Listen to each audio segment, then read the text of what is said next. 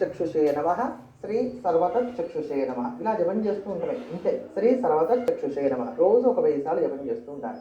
ముందుగా ఏం చేయాలంటే దోశ కింద నీళ్లు తీసుకొని చక్కగా సూర్యుడికి అర్ఘ్యం ఇచ్చి దాని తర్వాత ఈ మంత్రాన్ని జపం చేయడం అనేది మంచిది. శ్రీ సర్వత చక్షుషే నమ అంటే సర్వత్రా చూచేటువంటి దృష్టి కలిగినటువంటి వాడికి నమస్కారము అని అర్థం. అని సర్వత్రా కళ్ళున్నాయి. ఎలా కళ్ళుంటాయండి అన్ని వైపుల నుంచి అంటే విశ్వత చక్షురత విశ్వతో ముఖో అంటూ ఋగ్వేదంలో దీని గురించి చాలా విస్తారంగా కూడా చెప్పారు. మన అందరి యందు ఉన్నటువంటిది సాక్షాత్తు నారాయణుడు యొక్క చైతన్యం. అప్పుడు మన కళ్ళన్నీ ఎవరివి కళ్ళైనాయి? సాక్షాత్తు నారాయణ నేత్రాలే.